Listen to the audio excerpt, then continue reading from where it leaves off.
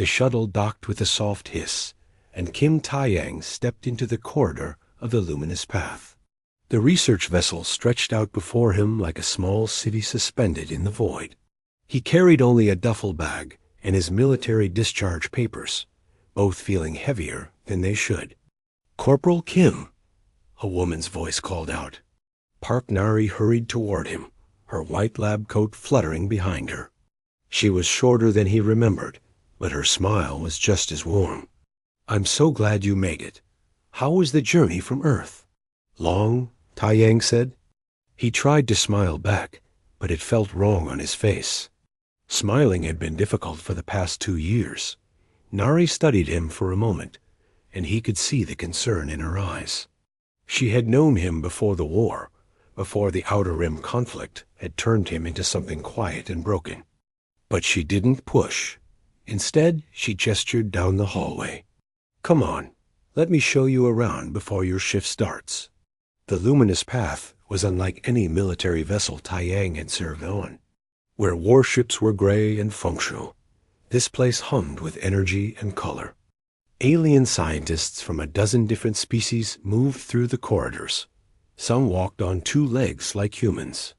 Others floated, crawled, or moved in ways that hurt to watch. "This is the main research deck," Nari explained as they walked. "We have over 300 scientists here from 40 different worlds, all of them working on the same problem." "The dead language?" Taeyang said. He had read the mission briefing, though most of it had gone over his head. Ancient aliens, lost technology, indecipherable writing. It all seemed very far away from the simple security job he had signed up for. "Not just any dead language," Nari said, her eyes lighting up. "The oldest language anyone has ever found. The first makers left ruins on 17 different planets. Their technology is so advanced that we still can't figure out how half of it works. But everything, every single device and computer system, is locked behind their writing, and nobody can read it." They entered a large observation room. Through the transparent wall, Taeyang could see the planet below. Eridu Prime was a lifeless brown sphere, pockmarked with craters. On its surface, he could make out the geometric shapes of ancient structures. "They've been trying to decode it for how long?" Taeyang asked. 847 cycles. About 600 Earth years. Nari moved to the window. "Every species in the galaxy has taken a crack at it. The Velthari have the best linguists in known space, and even they've made almost no progress. The symbols don't match any known pattern. It's like the first makers thought in a completely different way than every other intelligent species." A massive figure emerged from the shadows at the far end of the room. Taeyang's hand moved instinctively toward his hip, where his sidearm would have been during the war. But he carried no weapon now. He forced himself to relax. The creature was like a spider made of silver and shadows. It stood on 6 legs, each one segmented and precise. 6 optical sensors arranged in a crown around its head swiveled to focus on them. When it spoke, its voice came from a translator device attached to its thorax. "Dr. Park, is this our new security officer?" "High Linguist Vertenis. This is Corporal Kim Taeyang," Nari said. "Taeyang, this is the lead researcher for the entire project." "Just Taeyang is fine," he said. The creature intimidated him, but he tried not to show it. "I'm not a corporal anymore." "But you were a soldier," Vertenis said. The optical sensors studied him with an intensity that made his skin crawl. "You have seen combat. Good. The artifact chamber requires someone who understands discipline and can be trusted with priceless relics." "He's perfect for the job," Nari assured the alien. Vertenis made a clicking sound that the translator didn't interpret. "We shall see. Come, human. I will show you your post."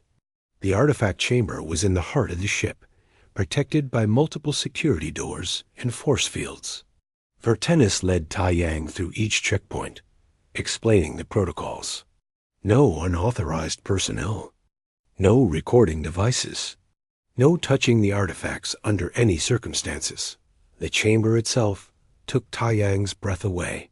Hundreds of tablets, each one covered in strange symbols, were arranged on anti-gravity platforms that kept them suspended in perfect preservation fields. The metallic surfaces caught the light in ways that seemed impossible, creating patterns that shifted and moved. "These are the most complete examples we have recovered," Vertenis explained. "Every symbol has been scanned, analyzed, and studied by the greatest minds in the galaxy. We have tried mathematical approaches, linguistic algorithms, pattern recognition software, even psychic interpretation. Nothing works. The first makers remain silent." Taiyang moved closer to one of the tablets. The symbols were beautiful in their own strange way. Lines and curves that seemed almost familiar, like something from a half-remembered dream. "What did they look like?" he asked. "The first makers? We do not know. They left no images of themselves, no biological remains. Only their ruins and their writing." Vertenis' optical sensors dimmed slightly, a gesture Taiyang would later learn meant sadness. They vanished 50,000 years ago. Whatever they were, they wanted their knowledge preserved, but they did not make it easy. The shift's change was coming, and Vertenis left Taiyang alone in the chamber with instructions to contact security if anything unusual happened. The door sealed behind the alien with a pneumatic hiss, and Taiyang was left in silence. He made his rounds, checking each corner of the chamber as he had been trained. The military habits were still strong in him. Check your sector. Know your exits. Stay alert. But there was nothing here to threaten him, just old tablets and alien writing. After an hour, boredom began to set in. Taiyang found himself staring at the tablets, his eyes tracing the symbols without really thinking about it. They bothered him somehow. Not in a bad way, but like an itch he couldn't scratch. He had never been much of a student.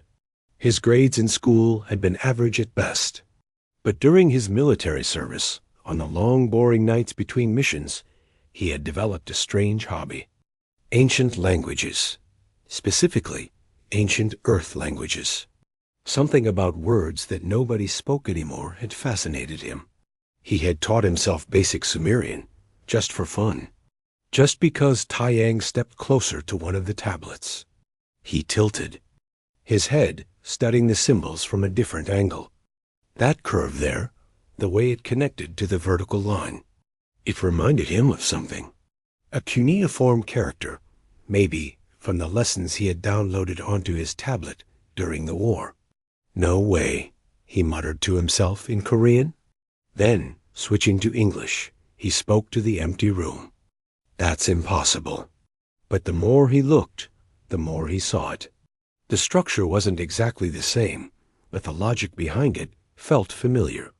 The way symbols combined to form more complex meanings. The directional reading pattern. It was like looking at a distant relative of something he knew. Taiyang pulled out his personal datapad. He wasn't supposed to have it in the artifact chamber, but nobody had specifically confiscated it during the security briefing. He opened his old language files, calling up the Sumerian character database. He compared symbols, his heart beating faster with each similarity he found. It wasn't a perfect match. The first maker writing was more complex, more refined. But the fundamental structure was there, like an echo across thousands of years. "This is crazy," he said aloud. "The first makers disappeared 50,000 years ago. Sumerian only died out 5,000 years ago. There's no way they're connected. No way. But what if they were? What if, somehow, the first makers had visited Earth? What if they had taught humans to write, planting the seeds of language in humanity's ancestors?" Taiyang shook his head. He was being stupid. Nari had said the greatest minds in the galaxy had studied these symbols. If there was a connection to human languages, someone would have found it already. He was just seeing patterns where none existed, like seeing faces in clouds. He put his datapad away and continued his patrol. But the thought wouldn't leave him. It nagged at the back of his mind for the rest of his shift, whispering impossible possibilities. When his relief arrived, Taiyang left the artifact chamber and headed for his quarters. He needed sleep. He needed to forget about the tablets and the symbols and the strange feeling that he had just stumbled onto something important. But sleep didn't come easily. He lay in his bunk, staring at the ceiling, and wondered if maybe, just maybe, he wasn't as crazy as he thought. Taiyang couldn't stop thinking about the tablets. For 3 days, he went through his duties in a fog, his mind constantly returning to those strange symbols. During his off hours, he sat in his quarters with his datapad, comparing images he had secretly captured with his personal files on ancient Earth languages. The similarities grew more obvious with each comparison. It wasn't just Sumerian either. Elements of Proto-Akkadian were there too, and traces of other ancient Mesopotamian scripts. It was like looking at a parent language, something older and more complete than anything humans had developed. On the 4th day, he made a decision. He needed to tell someone, even if they thought he was crazy. He needed to test his theory. Taeyang found Nari in the research cafeteria, eating alone at a corner table. She looked up as he approached, and smiled. "Hey, join me. How's the exciting world of security work treating you?" "I need to talk to you about something," he said, sitting down. "Something about the first maker language." Nari's smile faded slightly. "Taiyang, I know the tablets are interesting, but unless you've suddenly become a linguist, I don't think... Just look at this." He pulled out his datapad and showed her the comparisons he had made. "See these symbols? This one here matches a Sumerian character for water, and this combination is almost identical to the Proto-Akkadian word for star. The structure is the same. The grammar patterns follow the same rules." Nari studied the images, her expression shifting from polite interest to genuine confusion. That's actually weird. But Taiyang, you understand how impossible this is, right? The first makers disappeared 50,000 years ago. Sumerian writing only goes back about 5,000 years. The timeline doesn't make sense. "I know it doesn't make sense," Taiyang said, leaning forward. "But what if the first makers visited Earth? What if they taught early humans to write? It would explain why our languages developed so suddenly, why writing appeared in multiple places around the same time." "That's a huge leap," Nari said, but he could see the wheels turning in her mind. Every credible scientist in the galaxy has studied these symbols. If there was a connection to human languages, someone would have found it. Would they? Taiyang asked. "Humans have only been part of the galactic community for 80 years. How many xenolinguists have even studied ancient Earth languages? Most of them probably don't know Sumerian exists."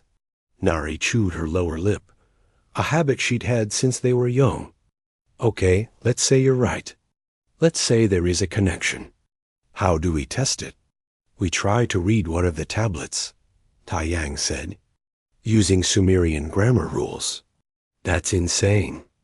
And it's against about 15 different regulations." "I know." They sat in silence for a long moment. Finally, Nari sighed. "You know what? My career is already going nowhere fast. Why not add some rule breaking to the mix? But we do this smart. We do it at night when the chamber has minimal staff. And if it doesn't work, we never speak of it again. Deal?" That night, Taiyang waited until his shift ended at midnight. He met Nari at Checkpoint 3, where she had used her research credentials to get them both inside. The artifact chamber was empty, the tablets suspended in their preservation fields like frozen moments in time. "Which one should we try?" Nari asked, her voice barely above a whisper. Taiyang had already chosen. During his shifts, he had studied all the tablets, and one in particular seemed simpler than the others. Shorter sentences, basic symbols. If his theory was right, this one would be something elementary. Maybe instructions or a simple message. This one, he said, pointing to a small tablet near the center of the room. They approached it carefully. Nari pulled out her scanner, recording everything for their personal records. Tai Yang studied the symbols, his heart pounding. Now that the moment was here, doubt crept in. What if he was wrong? What if he was about to make a fool of himself? "You okay?" Nari asked. "Yeah," he lied. He took a deep breath and focused on the tablet. The first symbol was definitely similar to the Sumerian character for this, or here. The second looked like a plural marker. The third might be knowledge or wisdom. Tai Yang started to speak, applying Sumerian pronunciation rules to the alien symbols. The words felt strange in his mouth, ancient and heavy. This knowledge ... preserved. For those who ... seek. The tablet suddenly blazed with light. Tai Yang jumped back, and Nari gasped. Lines of illumination spread across the metallic surface, following patterns they couldn't see before. The symbols glowed bright blue, pulsing with energy. "Oh my God," Nari whispered. "Oh my God, Tai Yang, it's responding." Before either of them could move, alarms shrieked through the chamber. Red lights flashed. The door hissed open, and security personnel flooded in, weapons drawn. Behind them came Vertenis, moving with surprising speed on its 6 legs. "Step away from the artifact." A security officer shouted. Taeyng raised his hands, his military training taking over. Nari did the same. The glowing tablet slowly dimmed behind them, the light fading back to darkness. Vertenis pushed through the security team. All 6 optical sensors focused on the tablet. The alien made a sound that the translator couldn't capture, something between a gasp and a hiss. It responded. For the first time in 847 cycles, a First Maker artifact has responded to external input. The security chief, a large reptilian alien, stepped forward. These two were in a restricted area after authorized hours. "They violated." "Be silent," Vertenis said, with an authority that surprised Tai Yang. The linguist moved closer to the tablet, studying it with intense focus. Then those optical sensors turned to Tai Yang. "You did this. You made it respond. How?" Tai Yang glanced at Nari, who nodded encouragingly. "I think the First Maker language is related to ancient human languages, specifically Sumerian and Proto-Akkadian writing from Earth." Several of the scientists who had gathered at the doorway laughed. One of them, a floating jellyfish-like creature, spoke through its translator. "Absurd. Humans have barely achieved spaceflight. The First Makers are 50,000 years old." "Nevertheless," the artifact responded, Vertenis said. "Human, demonstrate again. Read more of the tablet." Tai Yang's mouth went dry. "I'm not a professional translator. I only studied Sumerian as a hobby. I might be wrong about." "Read," Vertenis commanded. Tai Yang turned back to the tablet. He focused on the next line of symbols, working through them slowly. "We ... journey. Across stars ... seeking ... home." The tablet blazed with light again, even brighter than before. This time, holographic images projected from its surface. Stars appeared in the air above them, forming a map of space. Ancient worlds, long dead, appeared and disappeared. A story was being told, projected through technology that humans couldn't begin to understand. The gathered scientists stood in stunned silence. Tai Yang watched the holographic display with awe. Ships appeared in the projection, sleek and beautiful vessels traveling between stars. Worlds being built, civilizations rising and falling. The projection ended as suddenly as it began. The light faded and the hologram disappeared. But the evidence remained. The impossible had happened. Vertenis turned to face the gathered crowd. Clear this chamber. Everyone except human Tai Yang and Dr. Park Nari. Security Chief, ensure we are not disturbed. The chamber emptied quickly, though Tai Yang could hear excited chatter echoing down the corridor. This news would spread through the ship within hours. Maybe faster. When they were alone, Vertennis moved closer to Tai Yang. You understand what this means? If you are correct, if the first maker language truly is connected to ancient human writing, then you are the key to unlocking 50,000 years of lost knowledge. You, a security guard who studies dead languages as a hobby. I'm not sure I'm ready for that, Tai Yang admitted. None of us are ready for what comes next, Vertennis said. The alien's voice carried what might have been amusement. But ready or not, human Tai Yang, you have just changed everything. The galaxy will want answers. They will want proof. And they will want you to unlock every first maker secret that has eluded us for centuries. Nari put a hand on Tai Yang's shoulder. We're in this together. Whatever happens next, you're not alone. Tai Yang looked at the tablets surrounding them, hundreds of them, each one containing knowledge that nobody had been able to access. He thought about all the scientists who had spent their entire lives trying to decode these symbols. And now, somehow, a failed soldier with a strange hobby held the key. Where do we start? He asked. Vertennis made that clicking sound again, and this time Tai Yang understood it was laughter. We start by making you the most important human in galactic history. But first, we must inform the Galactic Council. This discovery will shake the foundations of everything we thought we knew. As they left the artifact chamber, Tai Yang couldn't shake the feeling that his quiet life had just ended. Something bigger was beginning, something that would change not just his future, but the future of everyone in the galaxy. Behind him, in the darkness of the chamber, the tablets waited silently. They had waited 50,000 years. They could wait a little longer for their secrets to be revealed. The next morning, Tai Yang found himself at the center of a storm. News of the breakthrough had spread beyond the luminous path. Within 12 hours, messages flooded in from every corner of the galaxy. Research institutions demanded access. Governments wanted explanations. Conspiracy theorists claimed humans had stolen First Maker technology centuries ago.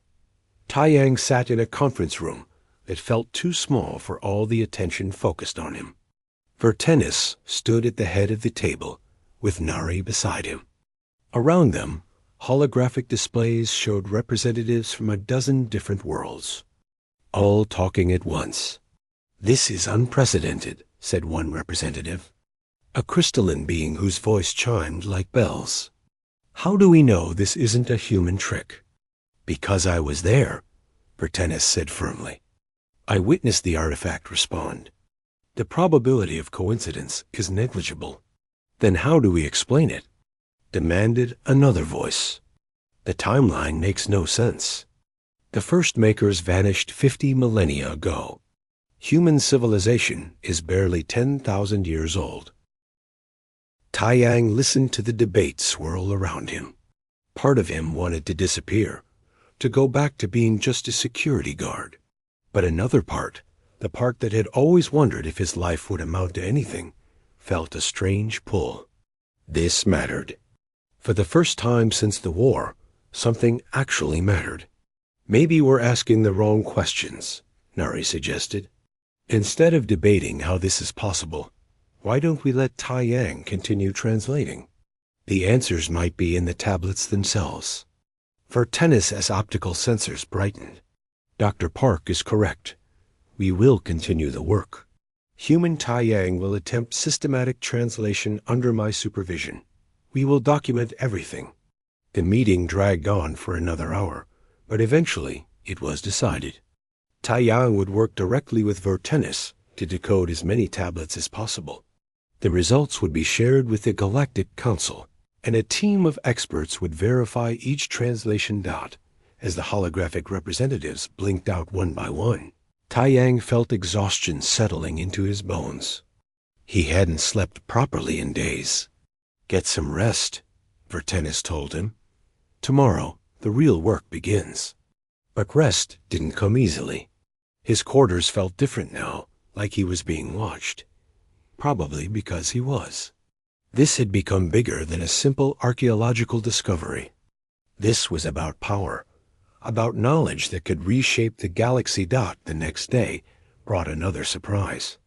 A human woman arrived on the morning shuttle, carrying herself with the confidence of someone used to being the smartest person in any room. She had short black hair and sharp eyes that seemed to catalog everything at once. Dr. Yoon Ji-woo, she introduced herself, barely glancing at Tai Yang.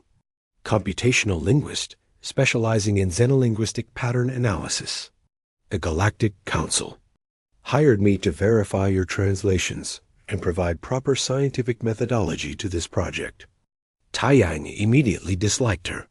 It wasn't just her attitude. It was the way she said, "Your translations," like she was describing a child's drawing. "Nice to meet you," he said politely. "We'll see." Ji-woo turned to Vertennis. "Hi, linguist. I've reviewed the preliminary data. While the initial results are interesting, we need rigorous testing. I've brought advanced AI algorithms that can cross-reference patterns and validate translations." "Of course," Vertennis said. "However, the artifacts respond only to human Tai Yang's vocalizations. Your algorithms can assist with analysis, but he remains essential to the process."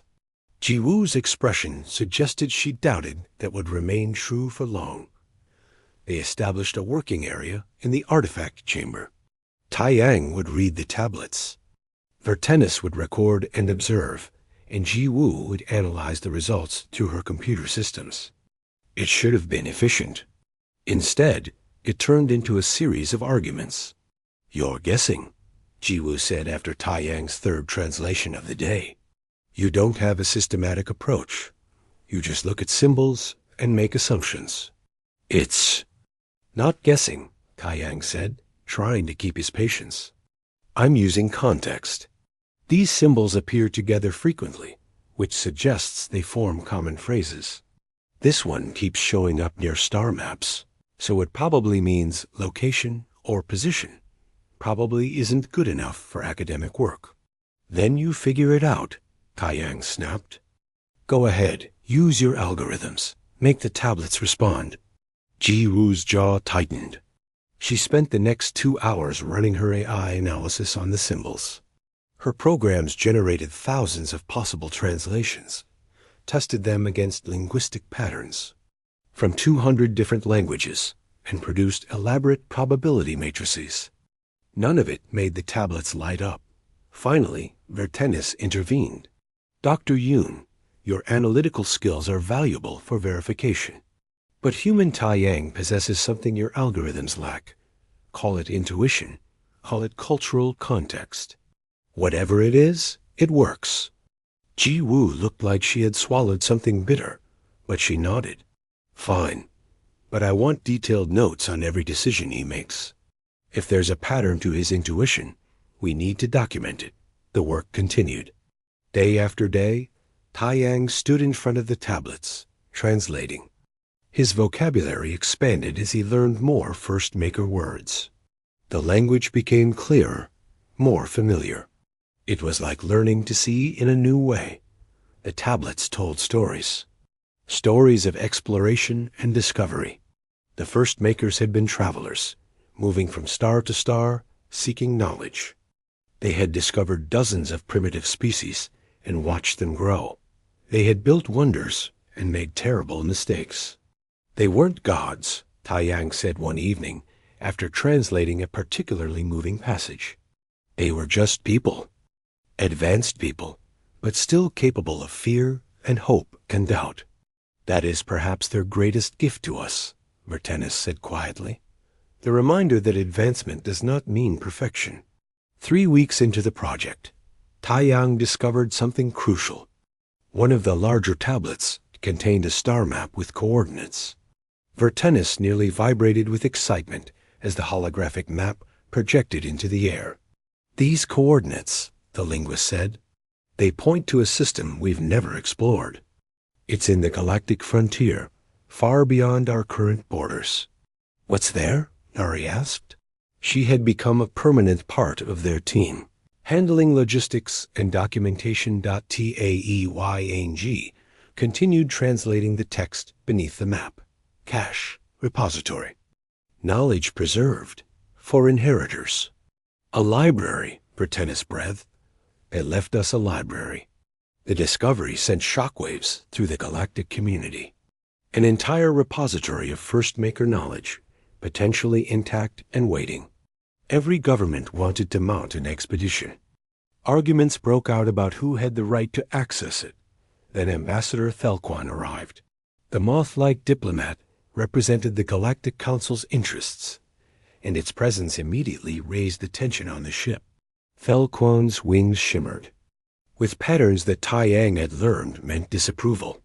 This discovery is too important to be controlled by any single species or institution, Thelquan announced. The Council will oversee the expedition to the repository. Human Taeyang will accompany us as translator. Like hell he will, said a new voice. Captain Velshara, commander of the Luminous Path, strode into the meeting. The military officer had kept out of the research politics until now, but her expression suggested that had changed. This is a research vessel, not a galactic transport. If the Council wants to mount an expedition, they can provide their own ships. The arguing that followed was intense and boring at the same time.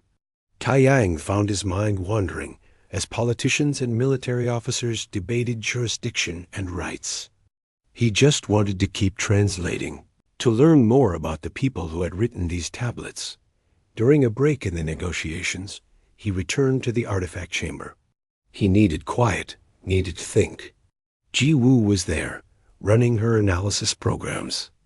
She looked up as he entered. You know they're going to tear this discovery apart, right? She said.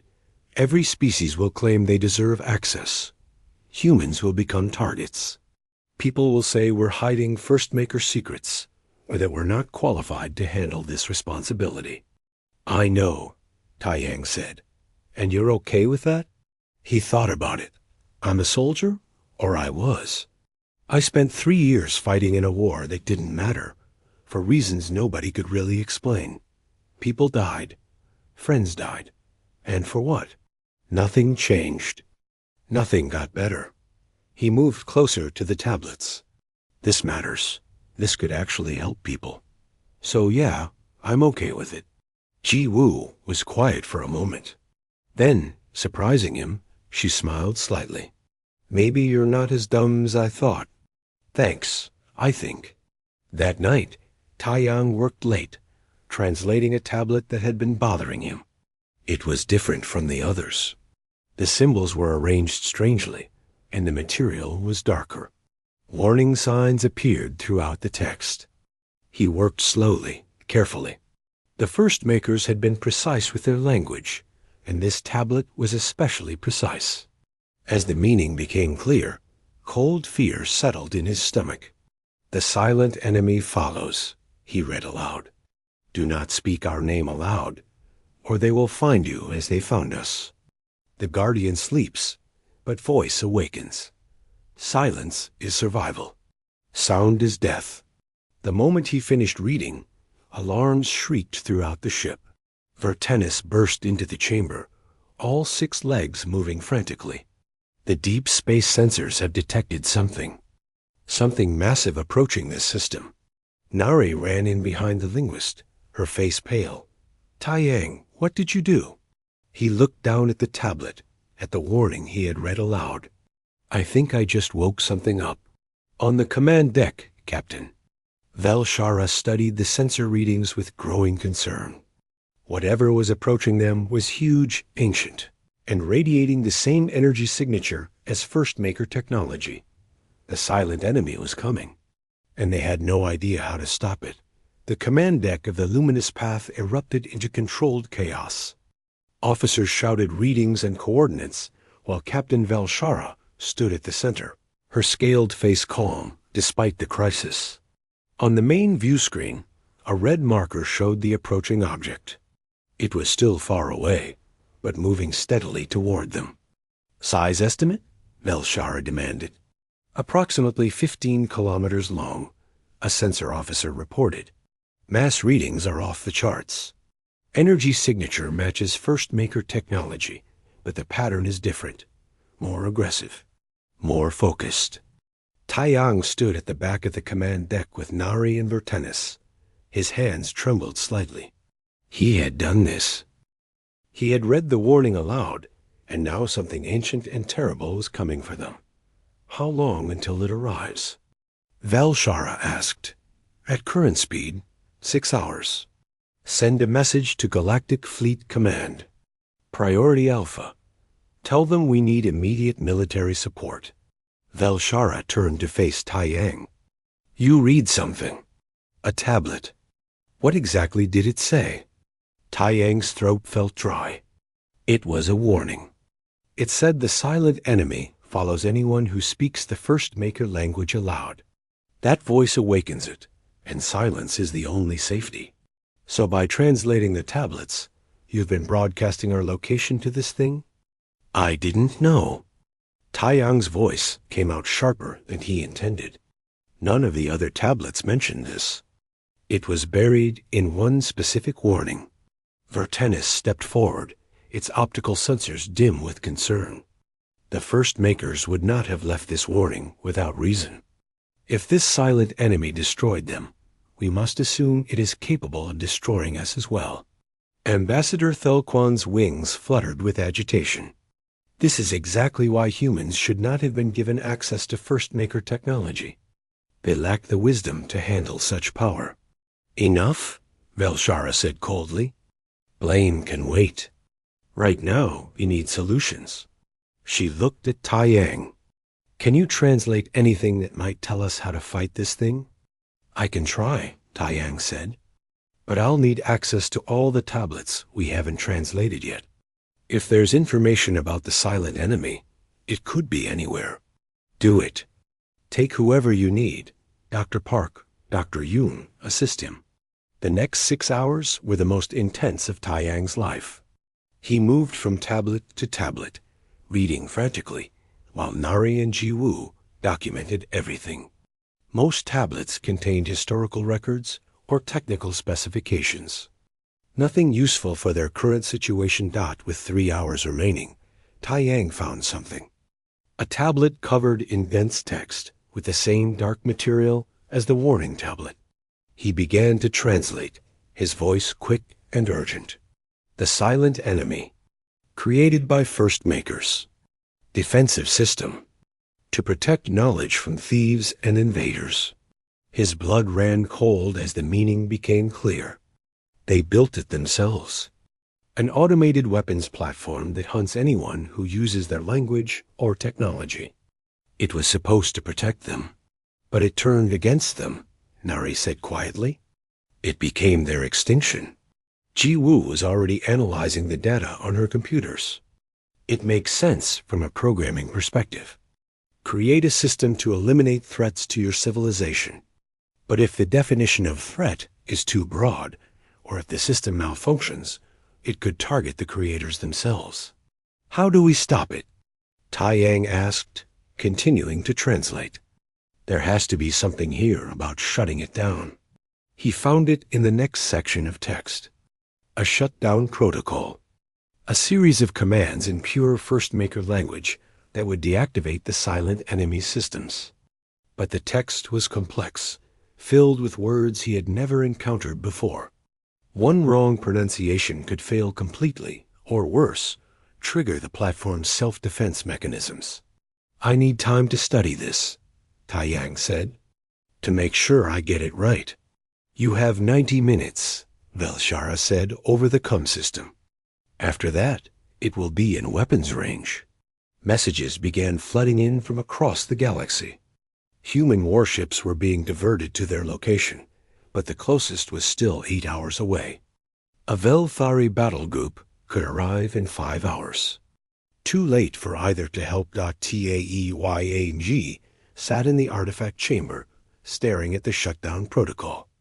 Nari brought him coffee, which he barely tasted. Jiwoo sat nearby, her computers running simulations of the pronunciation patterns. "The syntax is incredibly precise," Jiwoo said. "Even a slight variation in tone could change the meaning. And we don't know how the silent enemy's systems will interpret errors." "I know," Taiyang said. His military training had prepared him for many things, but not this. Not the weight of knowing that millions of lives might depend on getting ancient grammar correct. Vertennis entered the chamber. "The silent enemy has entered sensor range. We can see it now." On the view screen that Nari activated, the approaching object finally became visible. It looked nothing like the beautiful First Maker ships from the historical projections. This was something else. A massive dark structure, all angles and weapons, covered in the same symbols that decorated the tablets. A guardian turned predator. "It's scanning us," a sensor officer reported over the comm. "Multiple targeting locks. Weapons are charging." Captain Velshara's voice cut through the rising panic. "All civilian personnel, prepare for evacuation. Military crews, prepare defensive measures." She paused. "For what they're worth." Taiyang stood up. "I need to transmit the shutdown command. But it won't work from here. A silent enemy will ignore automated broadcasts. Someone has to transmit it in person, from close range." "That's suicide," Nuri said. "You'll be in direct line of fire." "I know." Taiyang felt strangely calm. This was familiar territory. The war had taught him about suicide missions, about the moment when you accept that survival is unlikely. He had survived then through luck. He didn't expect luck to save him twice. "I'm coming with you," a voice said from the doorway. Choi Daeho walked into the chamber, wearing a mining company flight suit. He looked older than Taiyang remembered, more weathered, but his smile was the same. "Daeho?" Taiyang stared at his old war buddy. "What are you doing here?"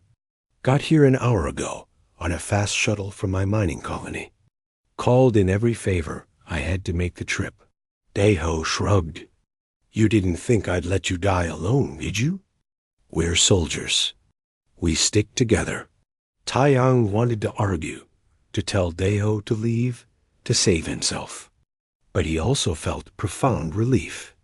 He didn't want to die alone. "You're an idiot. Takes one to know one."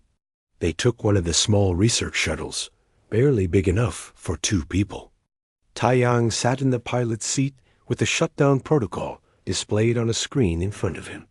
He had memorized it, practiced it 100 times in the past hour. But memory and practice meant nothing if he choked when the moment came.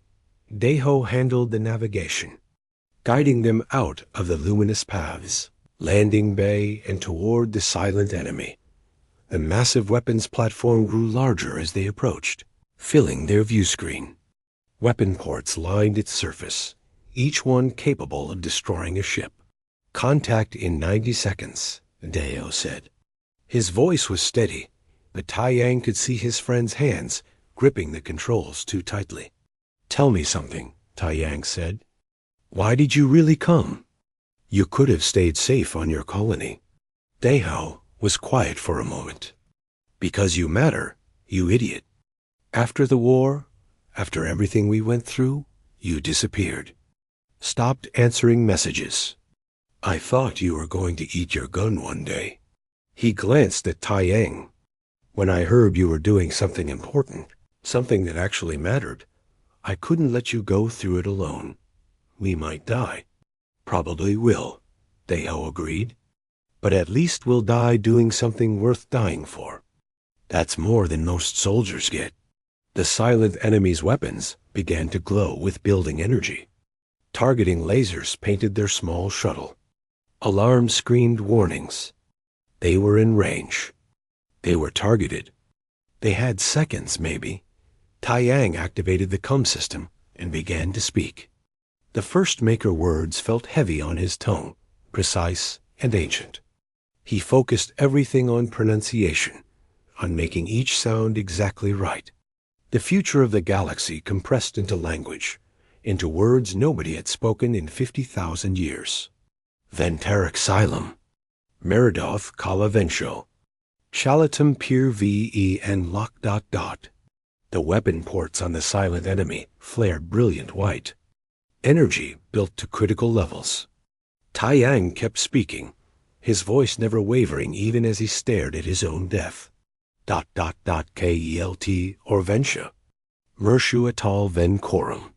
Silence eternal. Guardian returned to sleep. The weapons fired. Tai Yang closed his eyes, accepting what came next. But death didn't come. Time seemed to stop. The brilliant white light faded to darkness. When Tai Yang opened his eyes, the silent enemy's weapons were going dark. One by one, section by section, the massive platform powered down. Its lights dimmed. Its weapons cooled. It hung in space like a sleeping giant, finally at rest after 50,000 years of hunting. Tai Yang and Deho sat in stunned silence. Their shuttle's alarms went quiet. The targeting locks disappeared. They were alive. Did we just ... double quotes Deho started?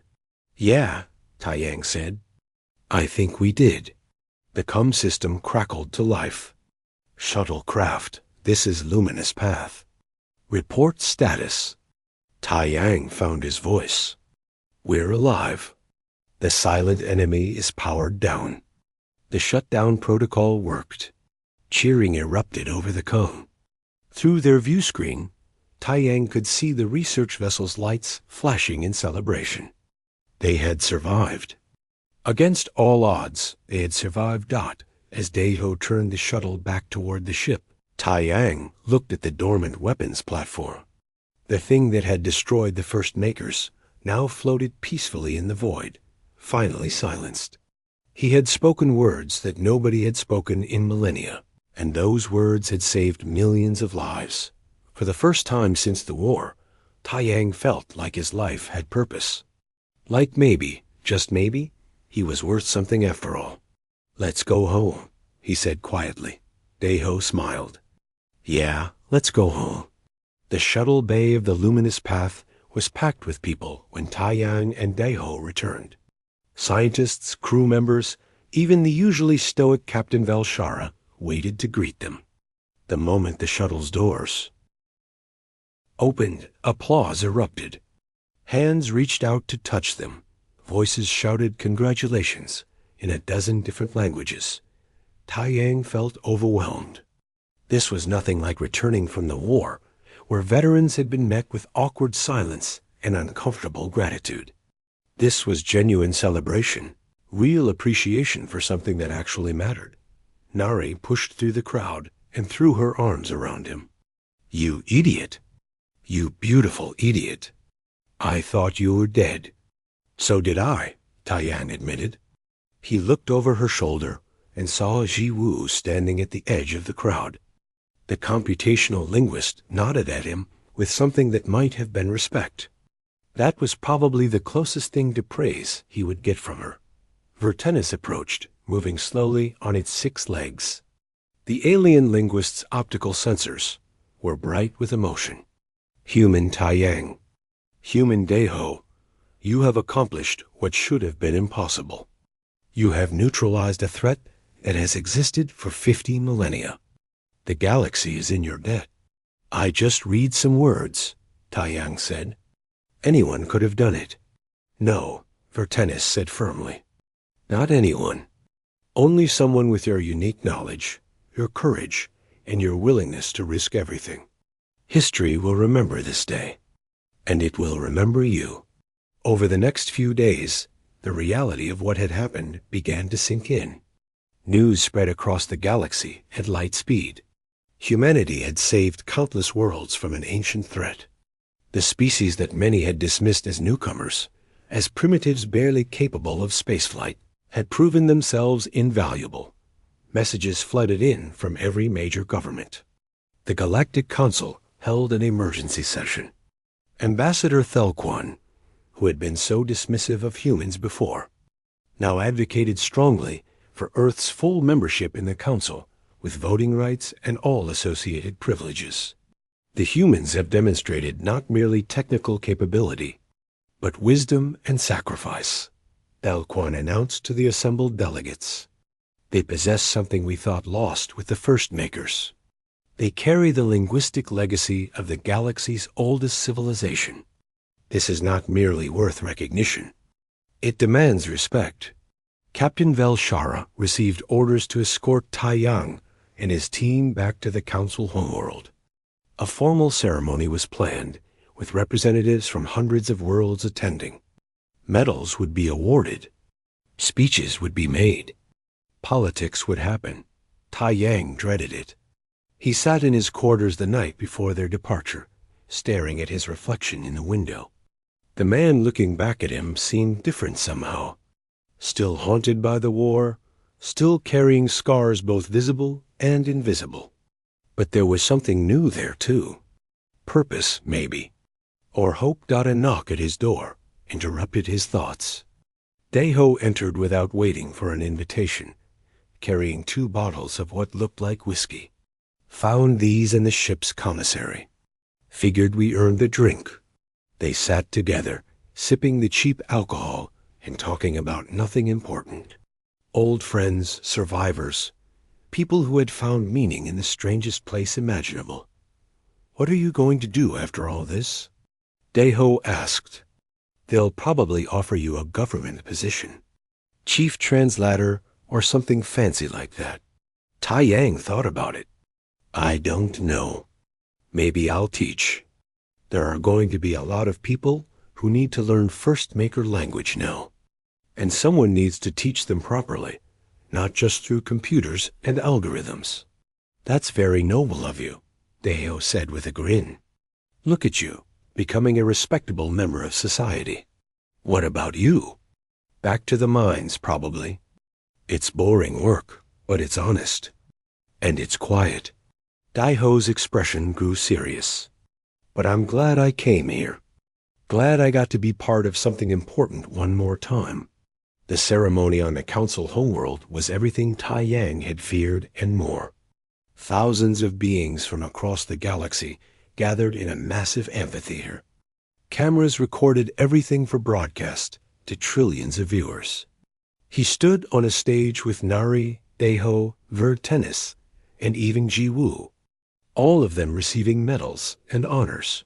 The head of the Galactic Council, an ancient being whose species Tai Yang couldn't identify, spoke about the significance of their achievement, about how humanity had proven that advancement came not from technology or military might, but from knowledge and courage, about how the First Maker's legacy had finally found worthy inheritors. Tai Yang barely heard the words. He kept thinking about the tablets in the artifact chamber, about all the secrets they still contained. The shutdown of the silent enemy was important, but it was just the beginning. There were still hundreds of tablets to translate, still the repository of knowledge waiting in that unexplored system. The work was far from over. After the ceremony, in a private meeting, the Council formally granted Earth full membership and a permanent seat at the leadership table. Not because humans had superior technology or larger armies, but because they carried linguistic knowledge that nobody else possessed. Because in the end, words had proven more powerful than weapons. Taeyang declined most of the job offers that followed. Military positions, research directorships, political appointments. He turned them all down. Instead, he accepted a teaching position at the newly established First Maker Language Institute, a joint research facility funded by dozens of worlds. His first class consisted of 30 students from 12 different species. They looked at him with a mixture of awe and skepticism. He was, after all, just a former soldier with a hobby in dead languages. Not a proper academic. Not someone with decades of experience. Language is more than words, he told them on the first day. It's history. It's culture. It's the way a civilization thinks and dreams. When you learn First Maker language, you're not just learning to translate tablets. You're learning to understand beings who lived and died 50,000 years ago. You're keeping their memory alive. The students leaned forward, listening. Some took notes. Others just watched him with those alien eyes, trying to understand.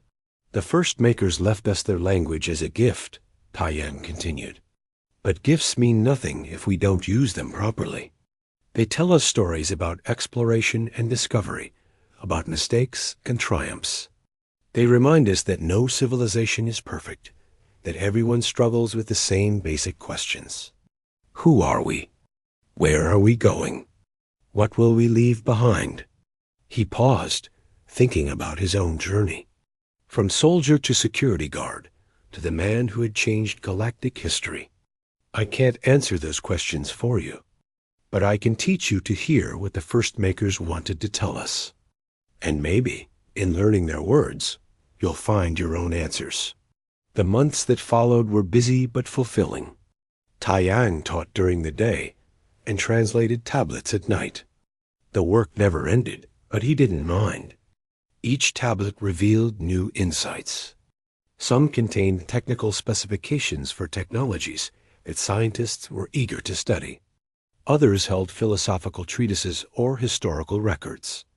And some, like the ones Taiyang liked best, contained simple stories about ordinary people living extraordinary lives. Nari visited frequently. Their relationship had developed slowly, carefully, two damaged people learning to trust again. She had accepted a research position at the Institute, studying First Maker cultural history. They would sit together in the evenings, sharing translations and discoveries, building something that felt like a future. Ji-woo became, surprisingly, a friend. She had softened after the incident with the silent enemy, admitting that her algorithms and computers couldn't capture the intuitive understanding that human translators brought to the work. She still challenged Taiyang's interpretations, still insisted on rigorous verification. But now it came from a place of collaboration rather than competition. Vertenis published a groundbreaking paper on the connection between First Maker language and ancient human writing. The theory was controversial, but the evidence was mounting.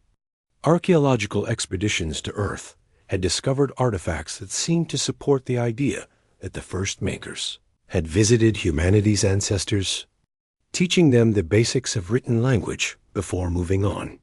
Perhaps you were meant to find us, Vertenis suggested one day, as they worked together on a particularly difficult tablet.